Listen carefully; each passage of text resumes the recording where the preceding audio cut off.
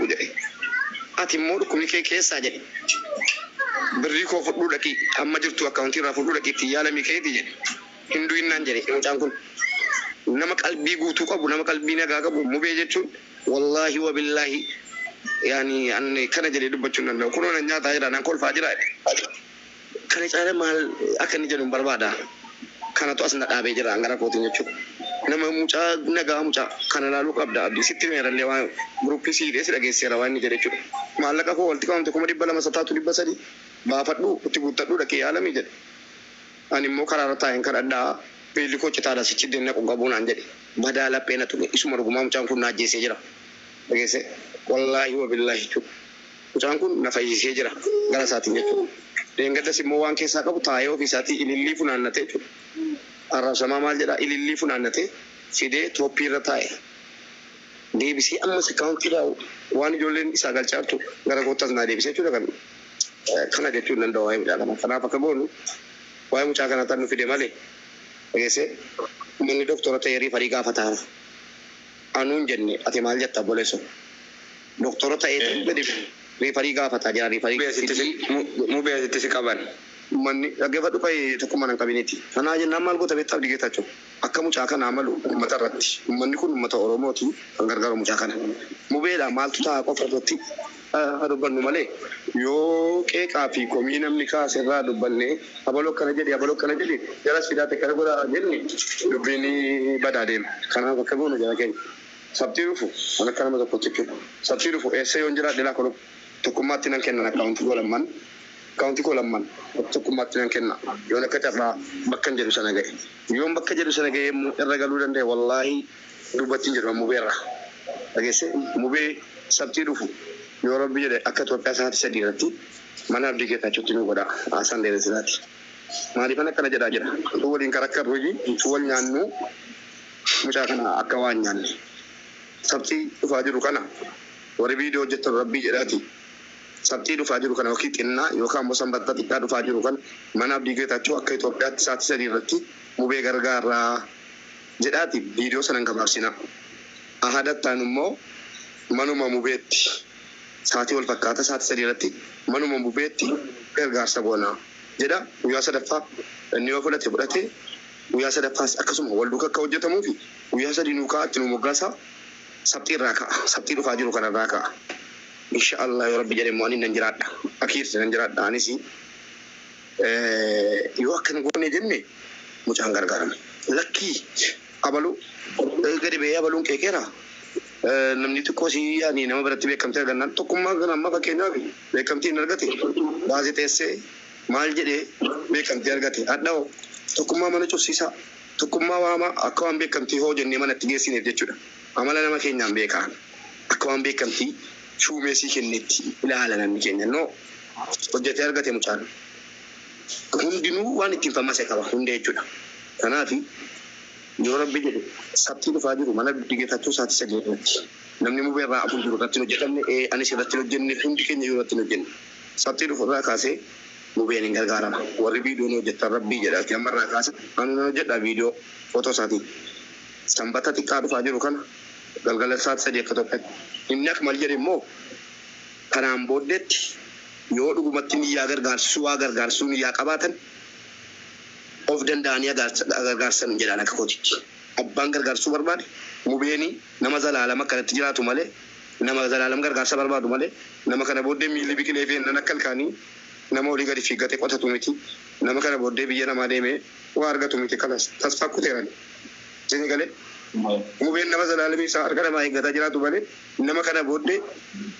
miilli isaa biqilaa deemee yookiin ilkaanii eeggatamu miti sagalee isaa yoo malqaamatti amma nu lubbuun jirutti sagalee barbaadaa argamu kanaaf mubeedhaaf warri gochuu barbaadu abaluu naftanuu mana baluu sabtii dhufu akka Oromootti Amaariffaan Oromoffaan hojjedha inshallah jara siyaas jara mubees nawwaama itti meera arganiiru mucaan kun waa inni naa ta'eef kaleessa waa innaan jedhee gassiirratti dubbadheeraa birrii amma lafaa qabu guuttadhuutii deeminaan jedhee jennaan wallaahi mubeen hin boo'e hin dhufu jara so'ammanne waa biraatiif osoo hin taane namni jara jala jiru namni 5 yoo mucaa kana birrii 10,000 kenne birrii 50 kenneera birrii 5 mucaa kana immoo cimaadha waan ta'eef kanaaf warri viidiyoo jettan sabtii dhufaa jiru kana yookiin sanbatatti rabbii jedhaati. Warri mucaa kana jaallattan, warri iyyaa fi jirtan, warri gargaaramuu isaa barbaadan sanbatatti dhufaa jiru akka Itoophiyaa isaatti sadii irraa kaasee mana Abdii Geetaachooti. Guyyaa itti aanu immoo sanbata manuma mubeetti jedhaati saatii adii kaaseedha.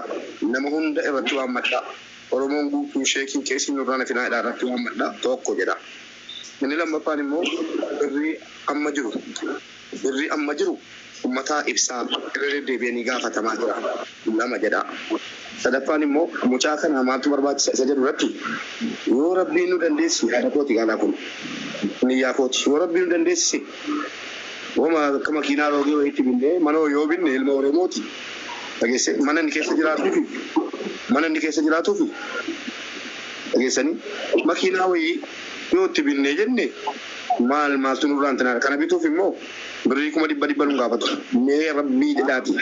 Kan mubee ilaa dhaggeeffadha. Namni mubee caala miidhamee dhalootaan miidhamee miila hin qabne biyya jira. Kadhataan biyya hunda jira, rakkataan biyya hunda jira miskiin. Kan mubee garuu adda. Maaliif adda ta'e? Mubeen akkuma kootii, akkuma keessanii nan hojjetadha jedhee akka miidiyaa irratti argamee hin beeku. An viidiyoo isaa inni yeroo fayyaa jiru argeen gaddi. Galgalaa laalaa akkuma laale. Nama kaleessa fiiggatee viidiyoo hojjetaa ture. Akkuma keenyaa biyyaa ba'e miila dhabee maatiitti galaa'ama. Mubee kaleessa beekanu arguuf simachuuf hin jiranu maatiinsa. Kana jennaan akka goonu makiinaa tokkoo fi mana inni keessa jiraatu tokko yoo jennee ittiin iyyannee jenne Oromoo namni 12 dhaggeeffadha. Namni 12 mee birrii 10,000 nu kennaa fi laafa gootu namni. Yoo birriin kun kana gochuu dadhabe manatti gaafatamaan mee rabbii jedhaati namni 12 Oromoo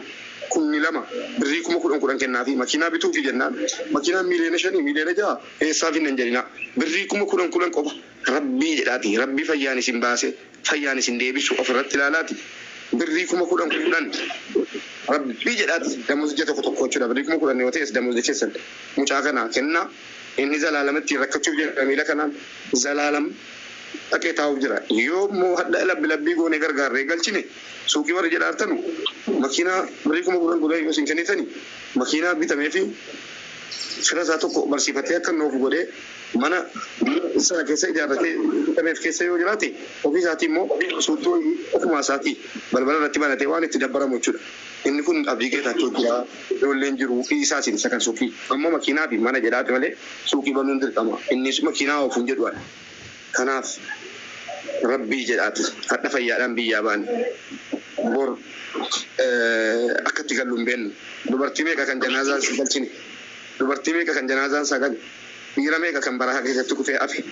rabbi hireenuu kenne mubaarakiin ofii madaalaa mubaaraki ana mubaaraki isin fayyaan biyyaa baane du'aa keenya galee arti jaalan keenya. Kanaaf sana laallee mubeen abadan jala maamboloo kee hoggaa lamaan booda karaa makiinaa irra taa'ee nama kadhachuu qabu miti nama sammuu nagaatti isinii jedha yaanni kun yoo isinii ta'e nuu ta'eera jedhaati viidiyoo hojjechuutti gala haasaan dheeratu intanatti hin fe'amu kana hunda kana naasee gatii muuxannoo gargaarsaa qabuufanii galatooma. Abdii Laura Asaatiree Laura gaggabaabseen dubbadha dubbii ajjeesaa deemna warri ajjala jirtan 12 keessanuu haasaan mubeen haasa'ee kee 100% ana akka nama tokkootti naa ta'eera. Isinis warri nuu ta'eeretta yes jedha ajjeesaa deemna. Gargaarsi jalqabaa gaafa xinnaati. Mana eenyutti mana abdiitti tokko. Lammaffaa gargaarsi lammaffaan mana mubaarik yookiin mubeedhuma saganaati isa dhukkubsataa jiru. Sadaffaan immoo akkuma jennee obboleessi kan keenya shakkii tokko hin qabu inni kun siyaasa wal gargaaruu godinaaf godinaa naannoof naannoo biraa kan biraallee waan cimsuuf jennaan wal cinaa dhaabbanne yaada. Kan biraani gargaarsi jalqabaa of eeggannoodhaan godhama yoo bicate gargaarsa qarshii 20,000 olii goona inshaallah rabbiin jedhe kan lammaffaa kan 10,000 challenge 10,000 goona kan jalqabaa 20,000 goona giiftiidhaaf 20,000 goona wakabaa minaa miti namoonni 20,000 ol gala gabaasa abdii sittin himu mubaarikoo isinitti himu simuna caalaa beektu haala kanaan namoota qabataa inshaallah namoonni sun keessaan tuttuqumanii qixximmiidhamanii birriin sun gabii godhama niyyaa ji'a tokko isaanii iyyatanu hanga 300,400 namni kennuu danda'u hin jira. sana ulala kanaan deemna tokko sagan inshallah rabbiin jedhe makiinaan tokko mubeen tokko la mubee ittiin bicata malee ittiin danatu bakka nuti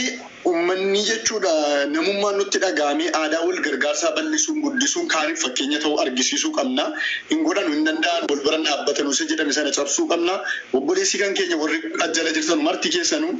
kan isin beekuu qabdanu yeroo maashinii sana keessa bu'u maashiniin achitti itti banamee maabiraadii itti banamee utuu laqallaqee qobu keessee lubbuu isaa badaaf lubbuun hundi isaa jechuun ciccitaa lubbuu isaa qabaruudhaaf illee argamuu dhiisuu mala rabbiin hambisee miila qofaan bahee miti miila qofaan rabbiin hambisee miila isaa qofaan miti adda kan cite har'a garuu erga lubbuun isaa fi immoo amma kana nuti isa cinaa jirra jennee hamilee yoo ittorree borillee hundi kan keenya waan nurra ga'u hin beeknu immoo jiboo'ichaa hin gadhiisin ajjala warri jirtan quxuratti saafuu atta halkisu. TikTokidha baroo miti waan ta'eef kanan jechuu barbaada dubbii ajjeesaa deemuu gaariidha inshallah rabbi nama qidaamii gaafatinaa ga'u nu haa godhu abdii mana kan keetti niyyanneerra haala danda'amu waan gochuu qabnu hinuma niyyanna maa waadaa ji'a tokko hin ta'in namni kamiyyuu ol galee waadaa galee baa yoo bicate qarshii mana tokkoo fi makiinaa tokko bituu fi inuma goonee obboleessi kan keenya kun gara fuulduraatti yeroo biyya dhufe yaadatamuu dhiisuun mala واجرون بداسي ناف بلش جنة خيقاري دو أجرون بداسي